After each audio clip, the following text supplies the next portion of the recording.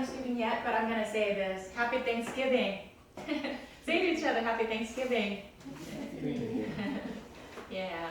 I have to have some family time, do something meaningful together. Of course, eating and relaxing is important, but I believe that there's more to Thanksgiving.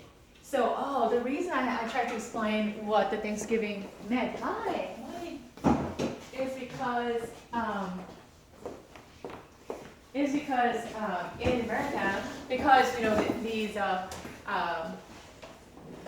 early settlers, they were welcomed by the Native American community with turkey dinner and corns and everything. It started the spirit of Thanksgiving because they were so thankful. So every year they are, whether they realize the meaning or not, they celebrate it. Some people just say it's a turkey day, so okay, why do we eat turkey? But there's a whole background behind it, right? But in Christian faith, Thanksgiving is a little bit different. So it's not a turkey day. So if you're living in the United States, because there's American culture, American holiday called Thanksgiving, and it's considered a day for families, families to get together, invite some friends, turkey dinner. So that's American culture, but then there's more of a biblical background behind Thanksgiving, which is completely separate from American culture. Yeah, which is that they had a feast of tabernacle, or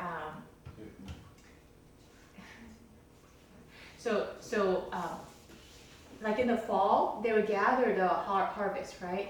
Gather the harvest, and because I think Asians believe something similar to that, although it's different,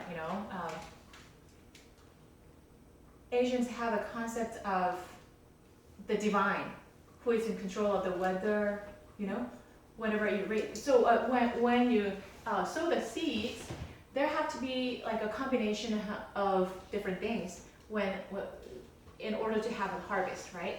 So the weather has to be nice, the sun has to be out regularly. That's part of the reason why California is so blessed, right? Throughout the whole year, like you get fruits, vegetables, that's wonderful. That's not really possible in other parts of the United States or other countries, right? You have to have the sunlight, you have to have adequate rain, not too much, because then if you have too much, there's flood, the vegetables and fruits go bad. But if you have droughts, you're not going to have too much harvest either. So the rain has to be the right amount, and then you also have to watch out for the pestilence, like locusts, come and just eat the crops. Maybe the mice, or whatever that comes to destroy your farm, you have to chase them out. And locusts, depending on the climate and the environment, you can have lots of locusts that just come in and destroy your farm that year. That's like done deal. Although you put a lot of effort to it, but in the end you don't have too much because the locusts have come and destroyed your farm. So people are really hoping that, especially farmers, are hoping that it doesn't happen, right? So, and then during the harvest season, and then whether you get good crops or like large fruits or really little bitty harvest, it depends on the weather and some other circumstances as well. And so people kind of knew, who had done farming in the past, knew that although they put a lot of effort into it, there's such little that they could control. So they knew that when they have a good harvest, they thanked the divine in Asian culture, I guess. But it's not just the divine, but the Israelites, they believed in Yahweh, the one God who created everything, who gave you the seeds, who gave you the nature, who gave you the sun, who gave you the farm, the land, who created human beings, right? Who gave you family. And so then when the harvest time came and you gathered the harvest, which was a community thing, they always did things together. It was not individualistically done. It was always done in a communal setting. And when they gathered, the first thing that they did was to offer the best crops that you have and offered it up to God in their worship by giving thanks that everything that we have, although we put a lot of effort into it, without you, we could not have had this harvest. So we are thankful. So that was the beginning of Thanksgiving. Yeah, so that's the biblical Thanksgiving, which is completely different than American Thanksgiving, right? And so I just wanted to let you know because this Thursday is Thanksgiving, right? And I want you to know the meaning behind it. Yeah. All right. So let's pay attention to this. Okay, I know that the title of this course is Old Testament Leadership. And by the way, we're going to talk about Jesus as leadership and effective leadership. And some people who are familiar with the Bible will say, oh, this is an Old Testament leadership class. Like, why are you bringing up Jesus? He's from the New Testament, right? The reason is because the Old Testament, the first, so there are two parts to the Bible, right? The Old Testament, Old Promise, right? The Old Promise from beginning to like up to here. Yeah. And then New Testament, New Promise. So Old Promise, New Promise, before Christ and after Christ. So then those who are familiar with the Bible might say, okay, Jesus is from the New Testament. Why are you talking about Jesus in the Old Testament leadership? It's because this whole Old Testament, of course, it includes the history of the Israelites, the cultural aspects, the ritualistic aspects, and narratives, and the stories by which, from which you can learn life lessons, the path that leads to righteousness, the path that leads to curse. However, as a whole book or a whole section of the Bible, the Old Testament is about foreshadow about the Messiah to come. So Messiah means Mashiach in Hebrew. It means the Savior, the saving one, okay, the rescuer, okay. And this whole thing talks about the rescuer to come, and that is actually Jesus, who's going to show up in human form at the beginning of, so I would say 1st century or AD, yeah, 1st century AD. He shows up in a human form. So then the New Testament is about the Messiah who has come. And then, and it also talks about the Messiah who is to come back for the second time. So then, if the whole Old Testament actually is describing the foreshadow of the Christ or Messiah to come, then probably it's very important for us to know what that foreshadow is, right? Who they're talking about. And I found out that Jesus was such an effective leadership.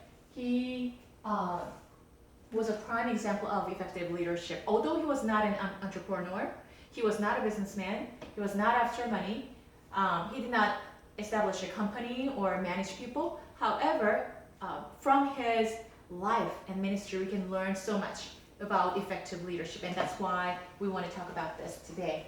Okay.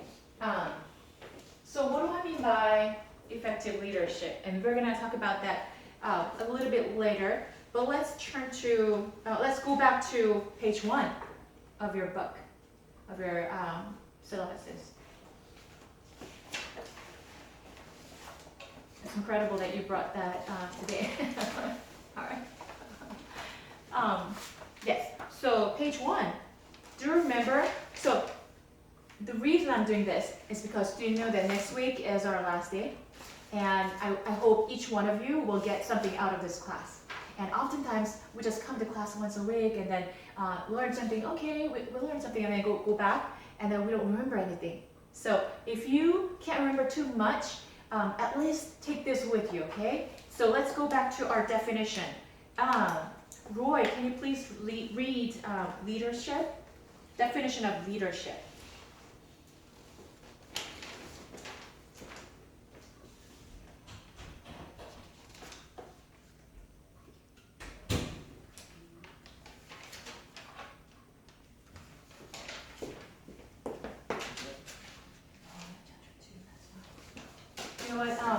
Trum, can you please read page 1, leadership, definition of leadership? The first one? Leadership. Capacity to lead. Capacity to lead, that's a Merriam-Webster definition, right? And then, what is the Kevin Cruz from Forbes, and what's his definition? What's his definition? The second one. This is a project of social influence with Maximizes. Maximizes effort for of order toward the achievement of a goal. Yeah, a process of social influence which maximizes the efforts of others towards the achievement of a goal. And dynamic process over an extended period of time. English of leader intelligence. Leadership results in by specific leadership behavior influence follower toward accomplishment and mutually beneficial for leader and follower. That's right. So that's J.R. Clinton's definition, a dynamic process over an extended period of time. So he says it's a process over time, right? And he says influences. It's an influence over the followers toward accomplishment of the goal, right? So that's a general definition of leadership. But what is biblical leadership? Okay, what is a Bible-based leadership that we're talking about in this class, right? Let's see.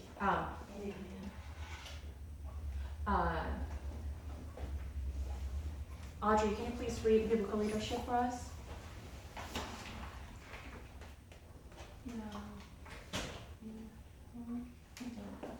Influencing others to work with the kingdom, so they influence toward God's purpose. Right, influencing others towards the same goal. So that word is missing. Towards the same goal. Okay? With kingdom values. Okay.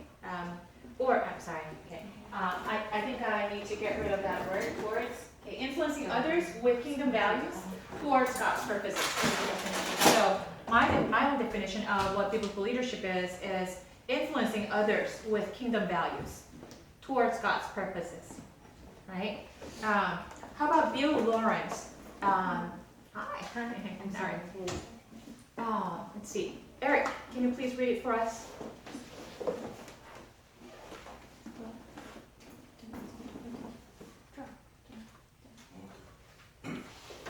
Leadership is the act of influencing or serving others out of the Christ's interest, either later, so they accomplish God's purpose for and through them. So his definition of biblical leadership, he says it's an act of, or the act of influencing or serving others out of Christ's interest, so the Messiah's interest, right, in their lives, so that they accomplish God's purposes for and through them. So that's his definition. So the reason I picked Jesus as the leadership model is because he was a prime example of successful leadership. His influence has been great over the past at least 2,000 years, right? Ever since he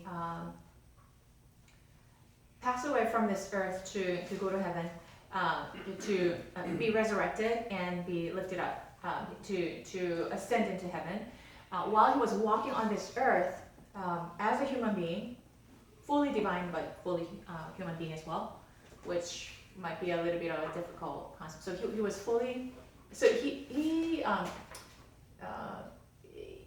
the God who came to the earth in a fleshly form as a baby in a manger. So when you go to stores like to buy like Christmas cards and things like that, you will sometimes see like a stable, like a horse stable, and then there's mother, father, and then there's a baby in a manger, you know, where the feed is, horse feed is, okay?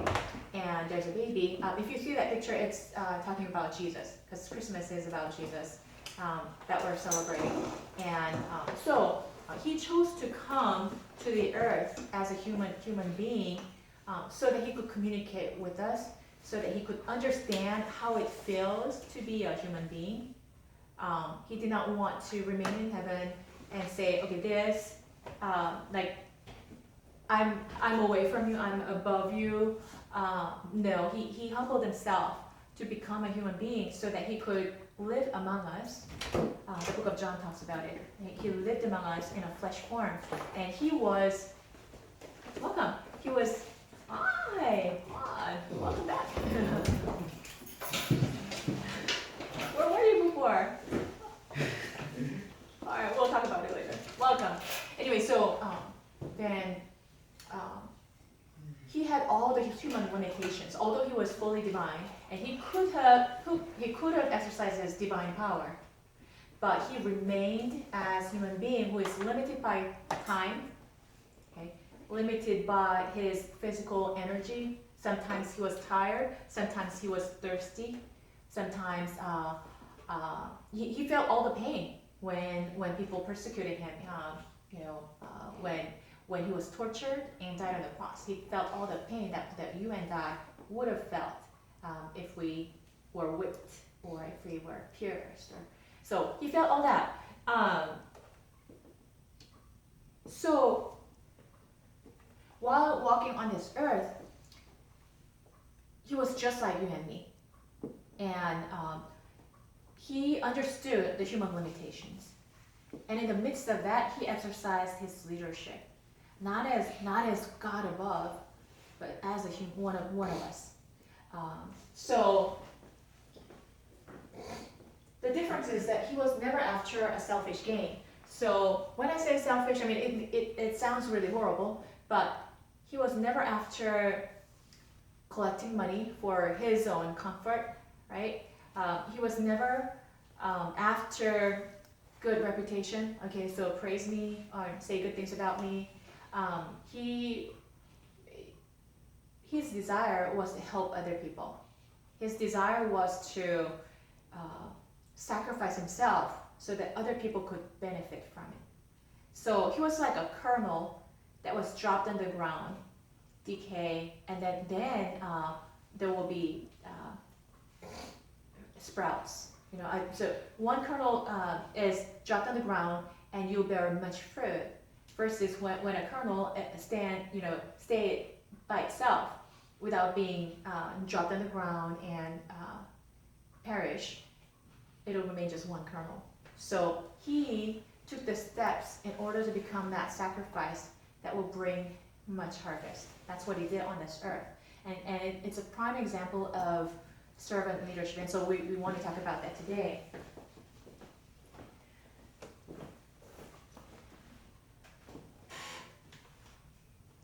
All right, so book of John 4:4-42. We're going to take turns, and just as we usually do, one person will read 2 verses, okay, and then we'll go around this section first and then that section. So Truong, can you please read from John 4:4? Now we have to go to Samaria. Mm-hmm. So we come to a town in Samaria called Sychar, Sychar. near the lot of brown charcoal. Have given to his son Joseph. Jacob's well was there, and Jesus tired as he was from the journey, sat down by the well. It was about noon, when a Samaritan woman came to draw water. Jesus said to her, "Will you give me a drink?"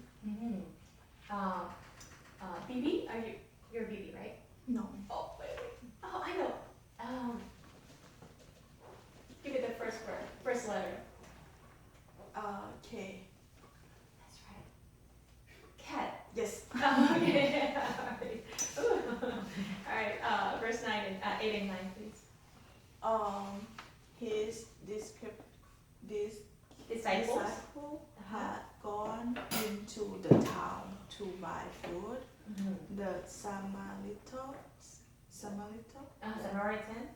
woman said to him, "You are a Jew and I am a Samaritan woman. How can you ask me for a drink? For Jews do not associate with Samaritans." Can you go on to read verse 10 as well? Jesus answered her, "If you know the gift of God and who it is that asks you for a drink, you would have asked him and he would have given you living water." I forgot the name of that gentleman. What's your name? BT. BT, that's right. BT, can you please read 11 and 12 for us? Sir, the woman said, "You have nothing to draw with and the well is deep. Where can you get this living water?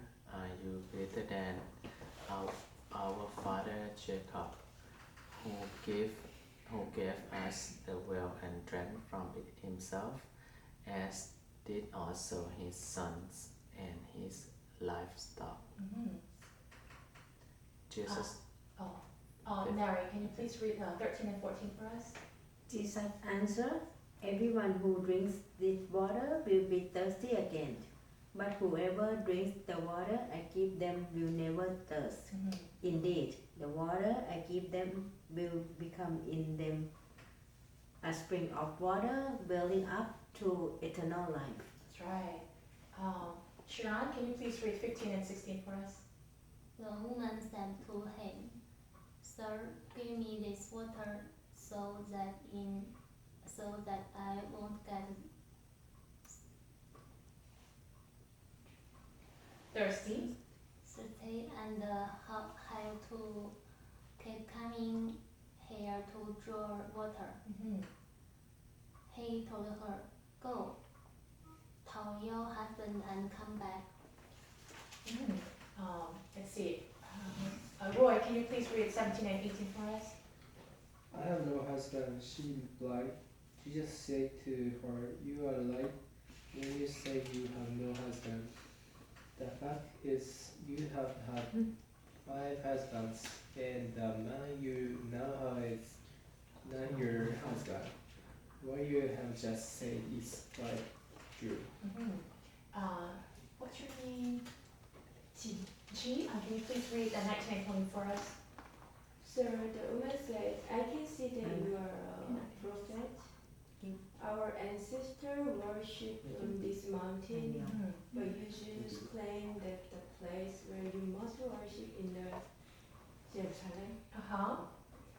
"Woman," Jesus replied, "believe me, a time is coming when you will worship the Father neither on this mountain nor in Jerusalem."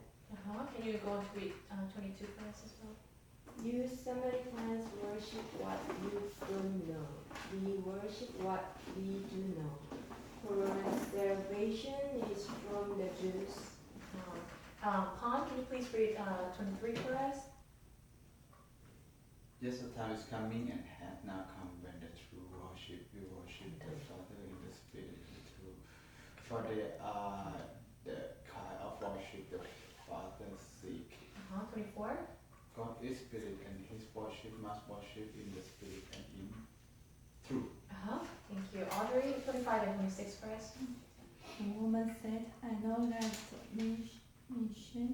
Messiah. Messiah called is coming. When he comes, He will explain everything to us. The judges decide when speaking to me, I am here, I am him. And then, let's see. Eric, did you read it for us? Not yet, right? No. 27 and 28 for us. Just then, his DC pals returned and was surprised to find him talking with a woman. But no one asked, "What do you want?" or "Why are you talking with her?"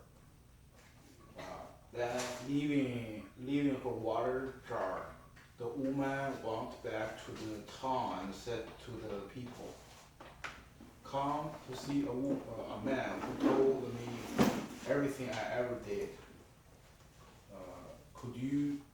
Could this be Messiah? Messiah. Messiah?"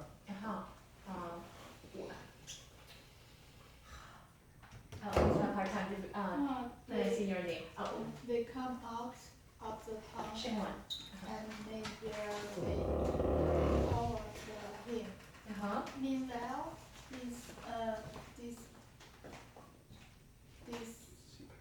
Disciples. Disciples adored him. The rabbi is something, but he said to them, "I have food to eat that you know nothing about." Okay, all right. So thank you so much. So here. So I guess I need to explain the situation a little bit so that it will make sense to you. Here, the general picture is that Jesus has to go through Samaria in order to go somewhere, and Samaria is a land. Have you like do you have in your home country where this part of the city, like that city, like you should not be there, you know? It's like it's just immoral. People are bad. They're in crimes, and you should not go there. You know, we all have those kinds of cities in our countries, right? So Samaria was one of them, and so actually the Jews. They had the laws to remain clean, like ritually clean. They had to do certain things in order to remain clean, and they also had to not do certain things in order to be clean. One of the things that they should not do is to associate with the Gentiles, like non-Jews or those people who have certain background, you know. Or they should not touch the dead bodies and things like that. So there are so many laws that they had to keep in order to remain ritually clean and therefore be able to present themselves at the altar in order to worship God. Otherwise, they had to remain in their home until they become ritually clean. So anyway, so one of the laws is that a man is not supposed to talk to a woman. Okay, and by the way, you are not supposed to associate with the Samaritans who are living in Samaria because they are considered as unclean people. And so the law said, you know, you should not associate with them. So Jesus here, he's breaking the laws, right? It's not like state laws, but it's more of the religious laws. And so he had to go through Samaria, and he was thirsty. So see, he had all the human limitations. He was thirsty. It was during the summer maybe, and he came to a well, and he saw that it was like the midday, like 12 noon or something, and a woman came with like buckets to a well, and so what does he do? He's not even supposed to be there, right? He should go somewhere else in order to get water, but he remained there, and he actually started talking to her. And by the way, this woman had done so many things in the past. Okay, so the standards of the Jews is that you are supposed to. So I guess the laws are imposed only for women, unfortunately, because the traditional society of the Jews men were considered, when they count the numbers, they only counted the heads of the men, and they actually did not count women or children. They were considered as like lesser people. So that was their cultural standard. And so anyway, when he saw her, he's not supposed to be there, but because Jesus is such a leader who cares about people, he is the one who takes risks and gives people chances. Okay? This woman actually had a very dark background. So that's part of the reason he brought that up in the conversations. Okay, so the first thing that he does is because she has buckets with her, and he wanted to connect with her. So what does he say? What does he say? Give me some water, right? He says, give me some water, right? And the woman says what? You're a Jew, and you're a man, and why are you talking to me, right? Does it make sense? Is there? Yeah. So she says a couple of things, like not Jesus, but the woman. She says, you're a Jew. You're not supposed to associate with Samaritans, and you are right now. Okay? You're asking me to give you water. Number two, a man is not supposed to talk to a woman. Like, why are you talking to me? That was her response, right? And then Jesus says what?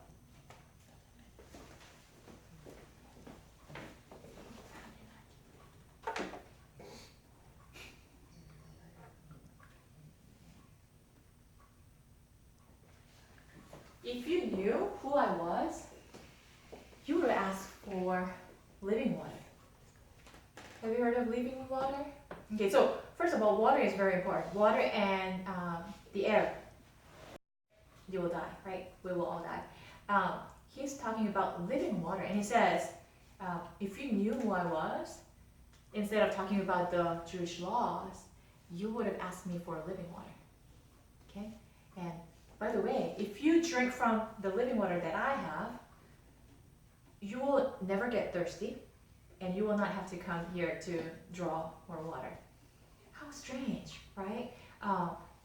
He's talking about not the literal water, but the water, the spiritual water, that he himself is the source of life. That I came here actually for you. Although, according to the Jewish law, I'm not supposed to talk to you, I'm not supposed to do anything with you. However, because you have such a dark past, she had like boyfriend after boyfriend after boyfriend. It's called like serial monogamy. It's not even marriage, right? She was just cohabitating with, a man, switching her partners. So according to the Jewish standard, it's like you don't even go talk to her, right? Because of the past, right?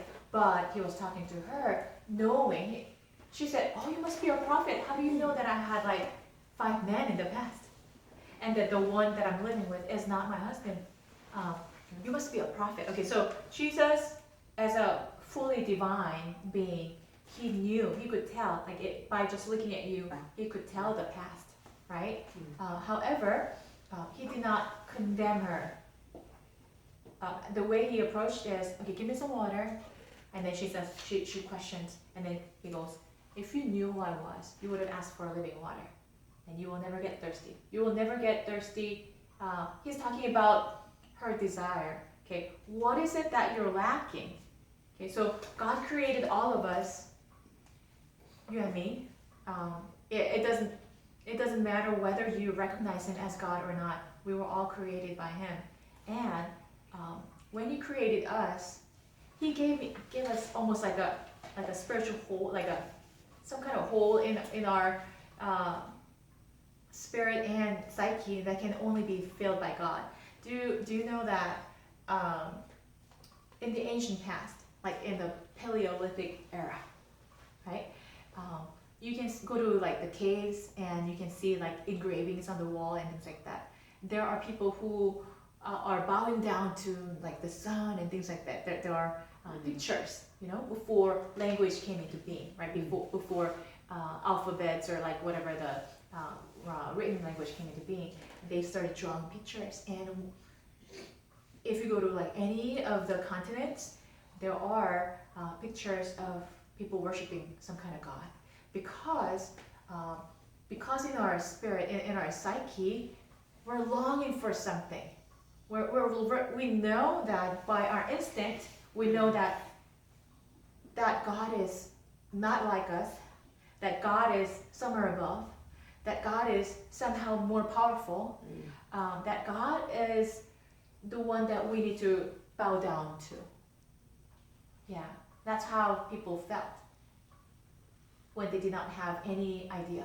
They still had that instinct, right? It's just a human instinct to find God, to seek God.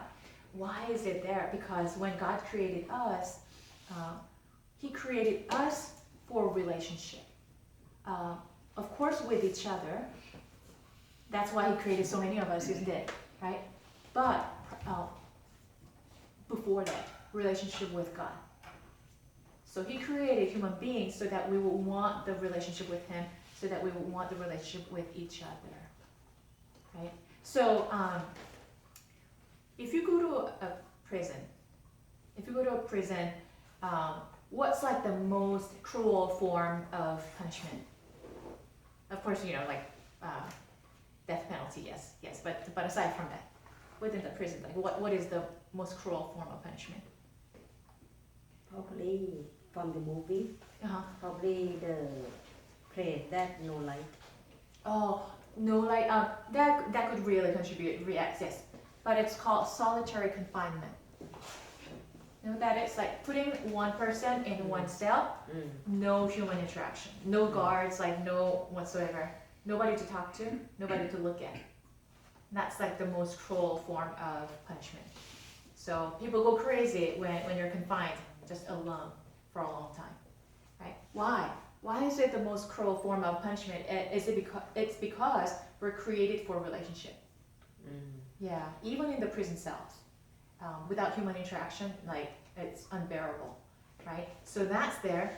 But what we don't consciously realize, that we don't feel because we have become so numb, is that it's even more lonely when we don't have a relationship with God.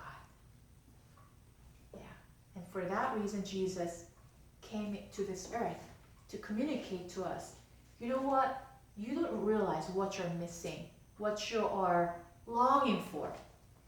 You're longing for so many things, and you have such a great longing and emptiness within yourself, although you may be doing so many things. Like you may be a successful business person, you may be a great scholar, you may be a great politician and have good reputation, people recognize you and they respect you. Still, you have this emptiness that cannot be filled by anything else in this earth, but it can only be filled by the relationship with me. And people did not realize that, and so He came in a human form in order to communicate that to us. You need me, and you need to communicate with me. You need to have a relationship with me.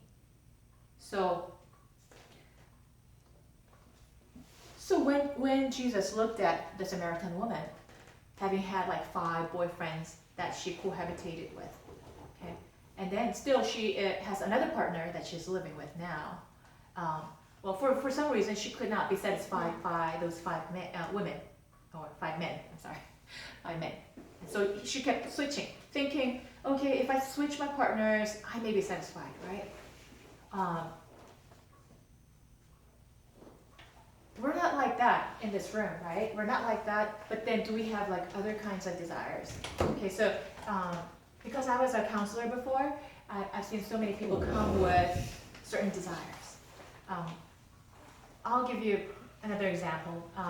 Some people had addiction, like issues of addiction. They were either addicted to alcohol or some kind of substance, or they were addicted to pornography and things like that. So those people came into my clinic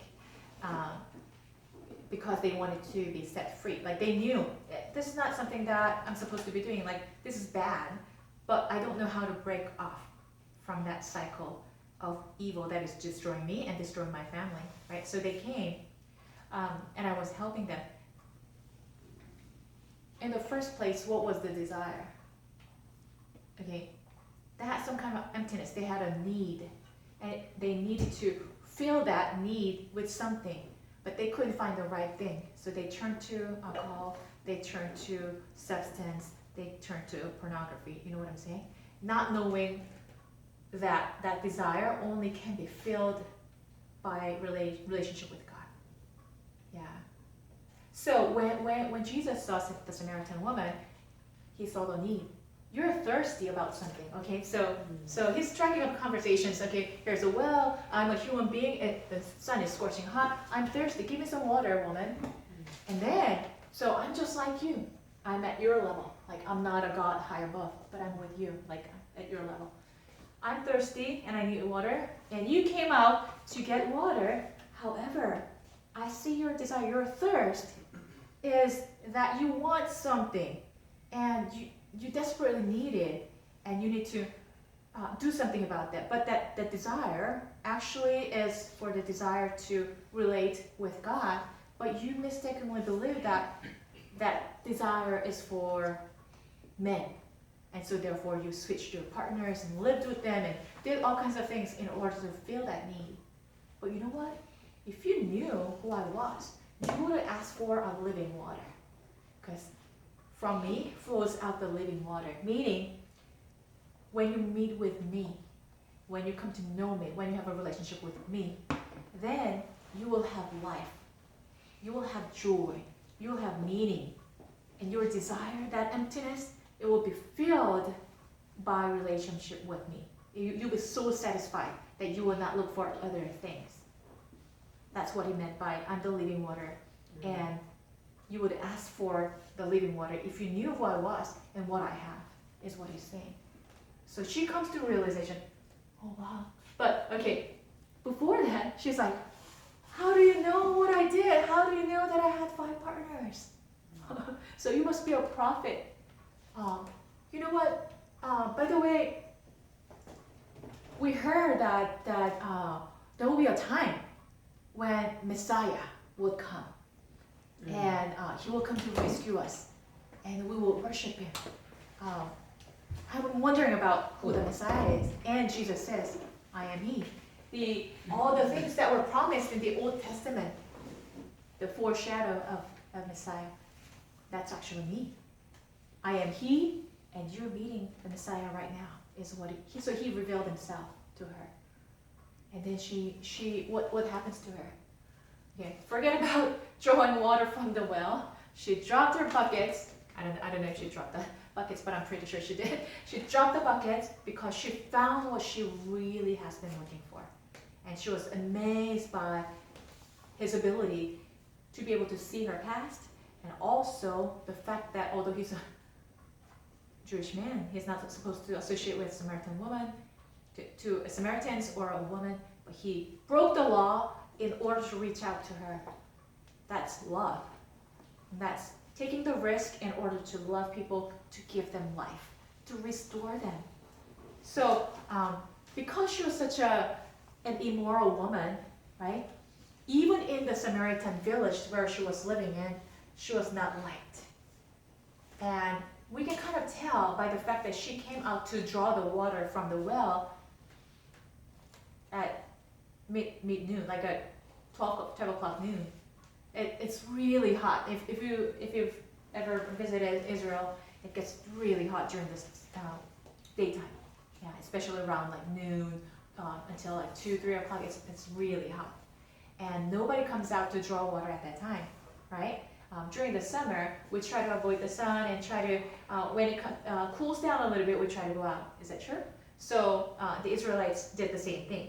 The Samaritans did the same thing. They would go out to draw water when the sun was setting or when it was cooler. She was the only woman who came out during that time when the sun is the hottest. The reason is because she wanted to avoid other people, because she has such a bad label. Oh, she's an immoral woman. So she did not want to come when other people would have gathered, right? So by that you can kind of tell that she is an outcast. Even in her community, she was not liked by people. Okay, but what happens as she encounters Jesus and sees that he is the Messiah, wow, the Messiah that we've been waiting for so many years, for thousands of years. Now you're here. I met the Christ, the Messiah. So she went back to her village, and she, started to tell everybody. And before, she was trying to come out when other people were not there, but now she's just going out to tell everybody, because this fact that she found the Messiah is such a great news that she couldn't hold to herself. So she tells everybody, and then the villagers came out, and then they met Jesus the Messiah. And at first, because of what you said, we came out, but then now that we met him and talked with him, we know that he's the Messiah. And so the whole village was rejoicing the fact that he came. So what are we talking about? Jesus, what kind of leadership approach do you see in what Jesus did? Motivational. Oh, like in what sense? In like how? So why do you think it's motivational? Because he created conversation, and then he showed her the fact that she can guess with her without knowing her. I'm sorry? And he tell her the fact. Sometimes like knowing her without. Oh, I see. Without knowing her. Right. Like, this is my first time ever seeing you, Yeah. but by the way, I know you. Yeah. Right. And then he compare about the water. Give her to understand. Compare. Right. So help her understand. Like, this is like a didactic moment, like a teaching moment, when she comes to realize, okay, you just asked me for water, but actually that was like a conversation starter. And by the way, he was using that as a metaphor, referring to the spiritual living water that she actually needed. And by the way, I'm the living water. You know what? When you meet me and when you have a relationship with me, then you'll be satisfied and you will not be thirsty again. Okay? So what although the story, the narrative does not describe it in full, I'm sure that she broke the habit of cohabitating with a man or switching up partners, because she now has met the Christ the Messiah, who showed her great love to the point that he broke the laws in order to reach out to her, right? She was so satisfied and amazed that she probably, I have to guess that she probably broke that lifestyle of immorality and became a person who shares about this good news in the village. So her status changed from an immoral woman, an outcast, to a person who boldly talks about the good news that she found, right? So there was a complete change in her life.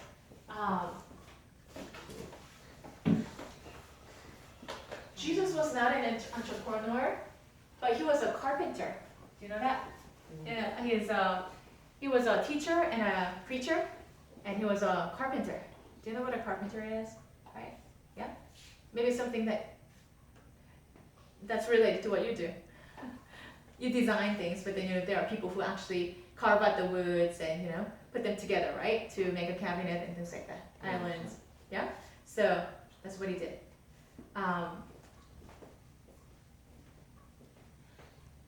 A few things that we can learn from Jesus, his leadership, is that first of all, he was very sure about his identity. Okay. I want to ask you this question. You don't have to answer right now, because I'm going to give you like a small group discussion time. But start thinking now. What is your identity? Like if anybody comes to you and asks you like, who are you? Okay, what are you going to say? Well, not just saying, oh, I'm a student, or what? I'm a student, or I'm a mom. Okay, those are great identities. But then, who are you? Like, use some adjectives. I'm this kind of person, I'm that kind of person. Okay, or maybe your life purpose, that's contained in your identity. So who are you? I want to ask you that question. Jesus was very sure about his identity. Okay, and knowing who you are makes you a great leader. It's a beginning. It's something that really helps you when you exercise your leadership. Okay, so let's talk about this a little bit. Okay, True, can you please read verse 1 and 2 for us? It's Matthew 4. What two? 1 and 2. 1 and 2. The Jesus were led by the Spirit into the wilderness to be Tempted. tempted by the devil. Devil. Uh-huh. After fasting 40 days and 40 nights, and he was hungry.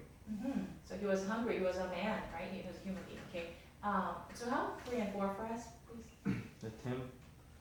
The tempter came to him and said, "If you are the Son of God, tell these stones to become bread." Uh-huh. Jesus answered, "It is written, man shall not live on bread alone, but on every word that comes from the mouth of God." Mm-hmm. Let's see. Kat, can you please read 5 and 6 for us? Then the devil took him to the holy city and had him stand on the higher point of the temple. Uh-huh. If you are the Son of God, he said, throw yourself down, for it is written. He will command his angel concerning you, and they will lift you up in their hand, so that you will not strike your foot against Against the stone. Uh-huh. Let's see. PT, verse 7 and 8 for us.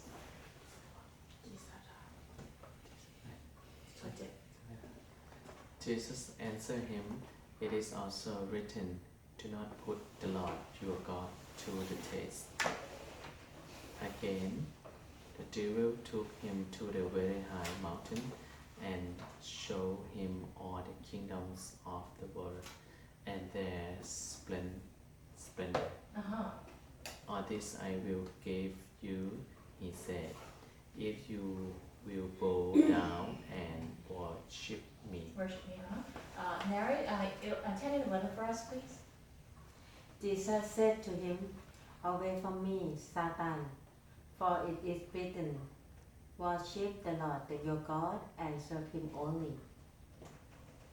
Then the devil left him, and angel came and attended him. Uh-huh. So here, you see that Jesus, before he started his public ministry to preach the good news of the kingdom, to heal the sick, to raise the dead, before he did any of that, he actually was tempted by the devil. Okay. One of the things that the devil did was to attack his identity. Okay. The devil took Jesus to the holy city and had him stand on the highest point of the temple. Okay, if you're the Son of God, then throw yourself down. That's how he said. Okay, because the devil is actually utilizing the scriptures in an evil way. He says it's written, the angels will actually, support you and you will not get hurt. So throw yourself down if you are the Son of God. Okay, so Jesus is the Son of God, right? And so because he knew who he was, and maybe the temptation was that he needed to show himself as the Son of God, but he knew who he was so sure that he did not have to prove himself, and therefore his just refuting devil with the scriptures. Okay.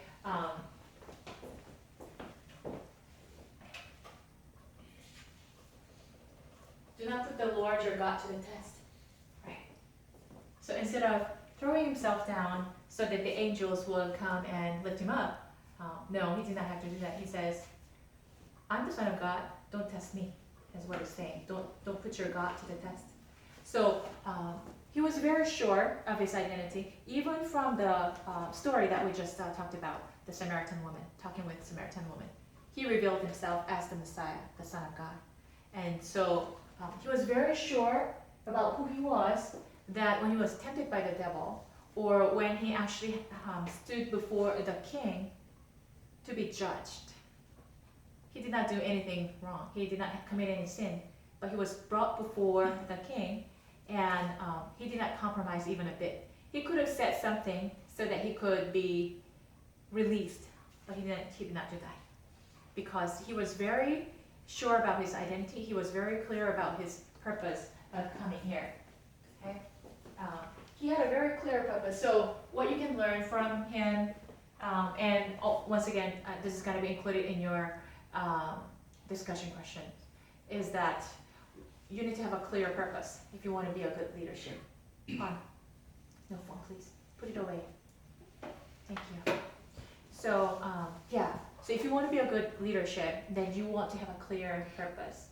If you're not sure about your purpose, you cannot lead other people because you don't know where you're going, right? So you need to sit down and really, if you're a believer, you need to turn to God and ask Him to give you the sense of purpose, the sense of direction, so that when that becomes clear, then you become very persuasive.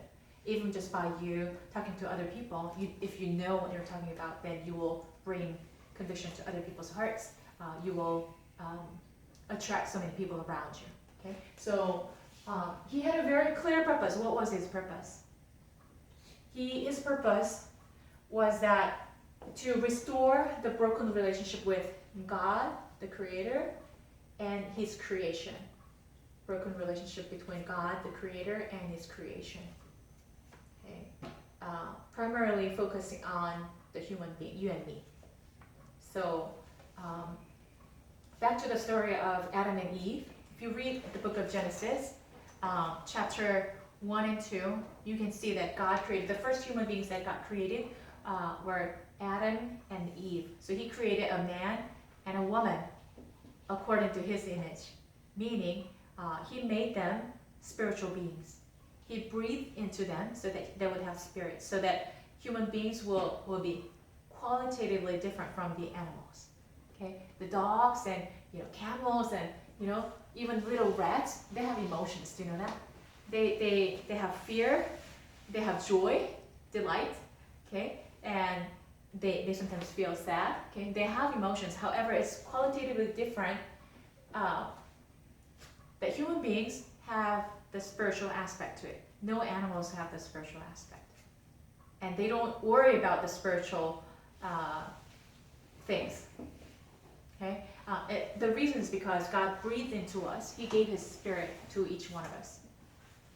Okay? So whether our spirit is alive or whether our spirit is dead, it depends on if you have a relationship with God. If you have a relationship with God, who gives you the living water, who is the source of the living water, then your spirit is alive.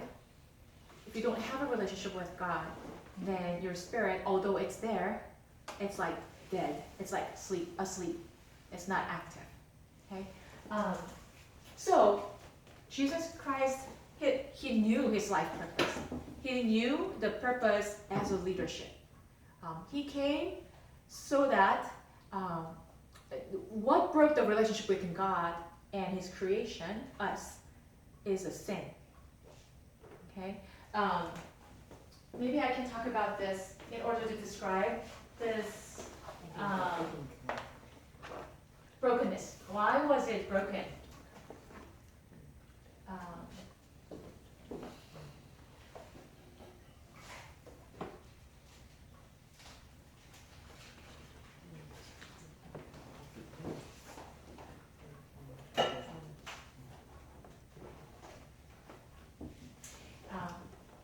In order to save time, I'm not going to go there. Maybe next time I can show it to you.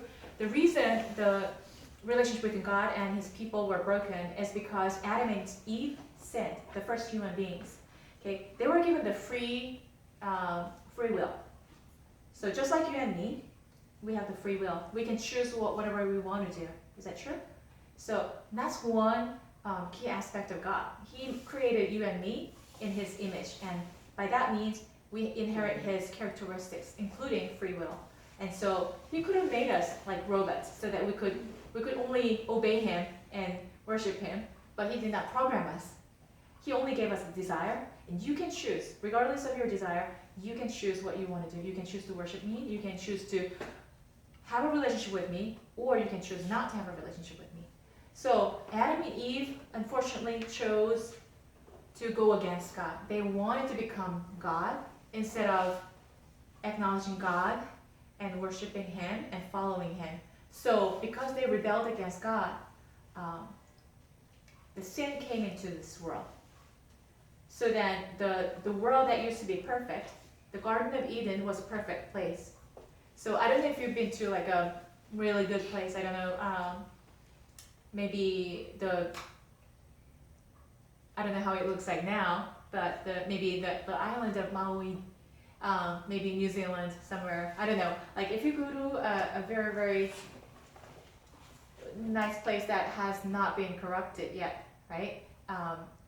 The Garden of Eden looked like that. So whatever you planted and cultivated, and they grew, and you could harvest. You could have great harvest. And the animals, actually, they were not dangerous. Lions, you know, lions or certain dangerous animals, like the bears, they were not harmful to human beings. They were living in harmony and in peace. It was like that. And there was no hatred, there was no jealousy, there was no sadness, no sickness in the Garden of Eden.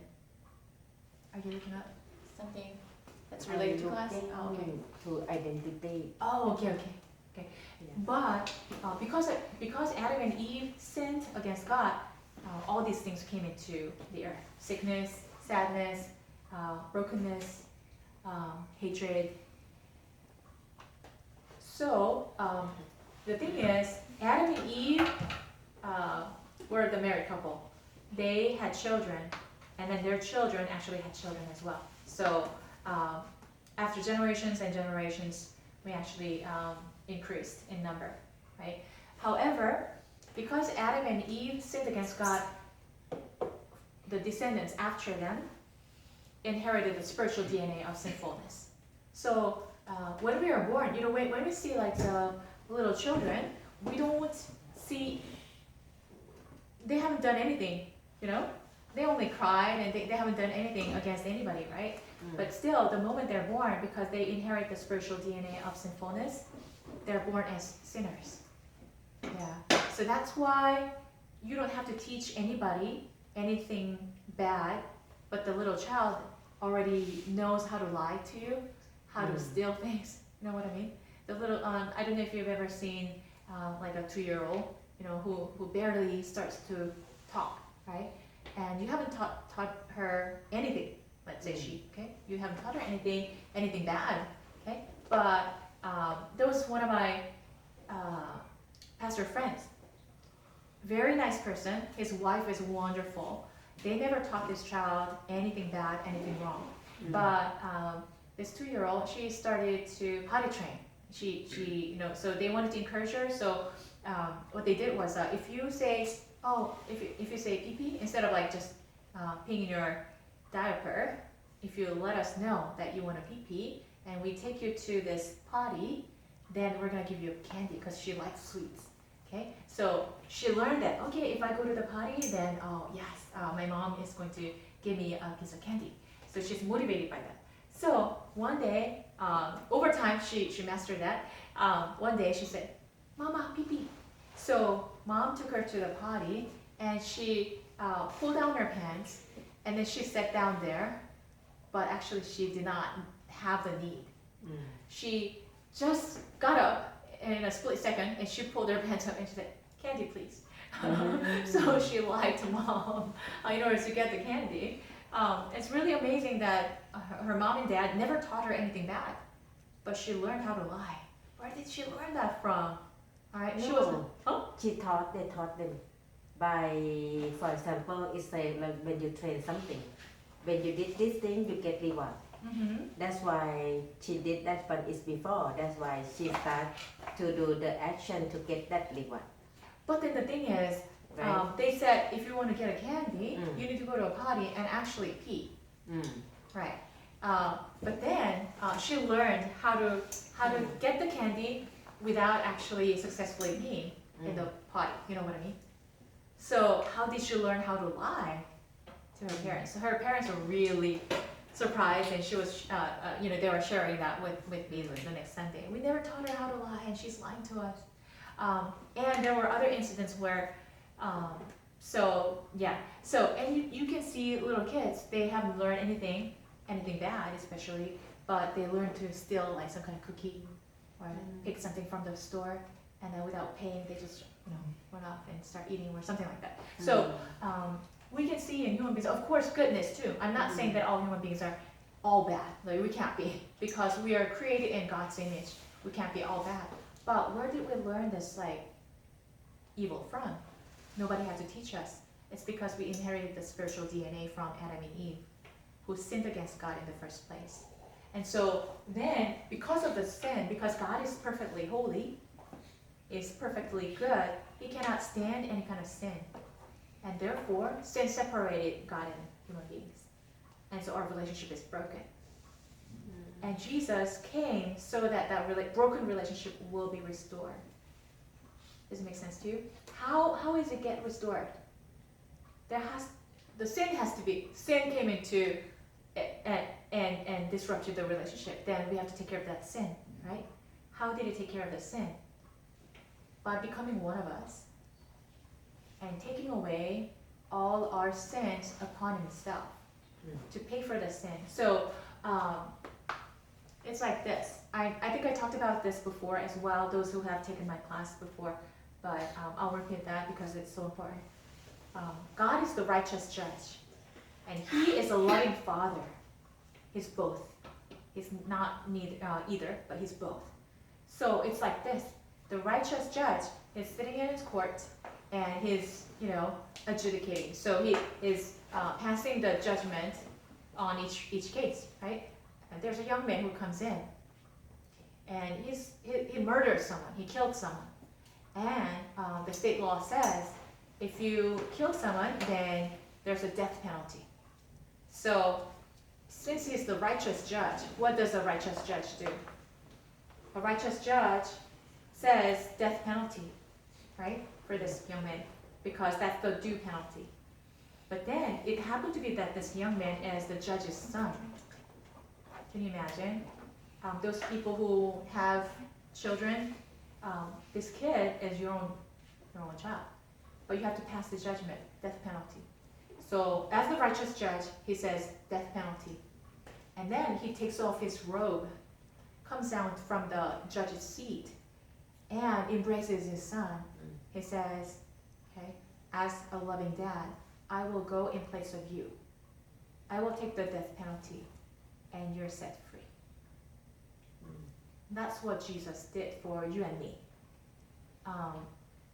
Jesus came, although he's the righteous judge, and he cannot stand sin, and the relationship between the creator and the creation is broken because of the sin. So he took the sin upon himself. Although Jesus was sinless, he was a fully divine and fully human being, but he was without sin. He never sinned even once.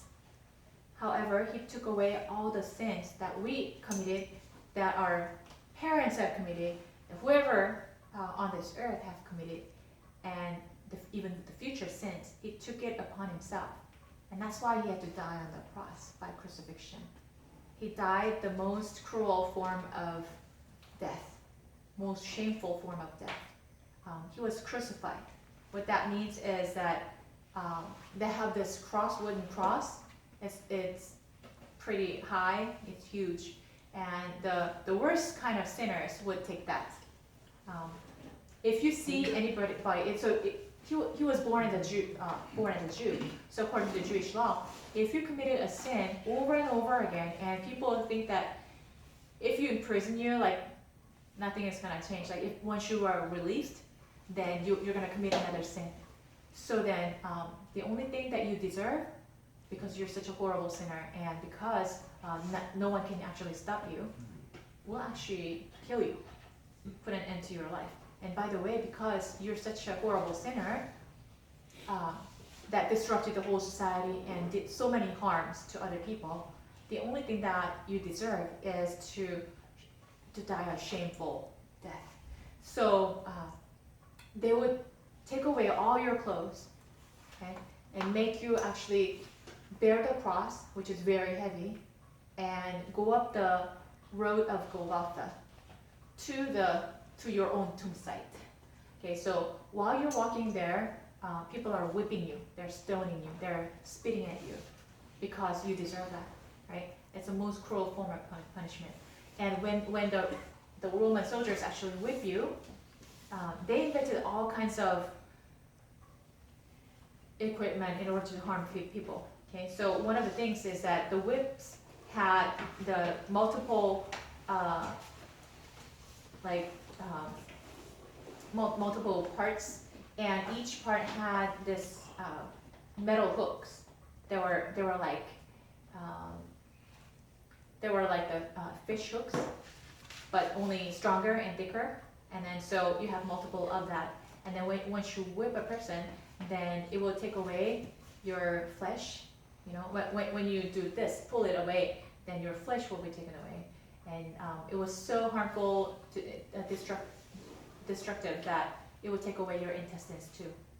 You know, because our skin is like not too deep, so it will hurt your bones. It'll hurt your intestines, like your stomach or whatever, the liver. It'll take away part of your body, and so you're already in horrible form by the time you arrive at your tomb site. And then they put you on the cross. They make you lie down on the cross, and they nail you, through your wrists, and they nail you through your ankles as well. And then the cross is lifted up. Okay, if you look at the cross, that's the cross that symbolizes that cross where Jesus died. Yeah, it was like the most heinous form of death penalty, most shameful death. And then you're lifted up like this, and while you're hanging on the cross, you're not gonna die immediately, right? So you're in real pain. And by the way, they crown you with thorns so that it will pierce through your brains as well. And so when you're lifted up, you're just left there so that you will gradually die, the most painful death. The thing is, when you actually are hanging on the cross, your body starts sinking, right? And so you try to lift it up, because your natural instinct is that till the moment you die, you want to breathe, because you're suffocating, because you are hanging low, your lungs are collapsing, and so you can't breathe, right? And so then you try to breathe. The moment you try to breathe, you have to lift yourself up so that the lungs will stretch out, right? Then while you're lifting up your body, then your wrists and your ankles are ripping, okay? And because of the pain, you sink down again. And then because you want to breathe, you want to lift yourself up. And you do this process like so many times until you die. So that was the kind of death. Why? Why such a heinous death? Not surprised. That's the price that you and I actually had to pay. But he took up upon himself all the sins that human beings have ever committed, and that will be committed by human beings upon himself, so that the sin will be taken care of. Payment for the sin. Just like the judge who actually took the place of his son, right? So that the son would be set free. So he knew his life purpose. He had a very clear life purpose. I came here on this earth actually to die for you, die for human beings. so that the broken relationship between the Creator and the creation will be restored. That was his purpose, and that's why he was able to live his whole life exercising great and effective leadership.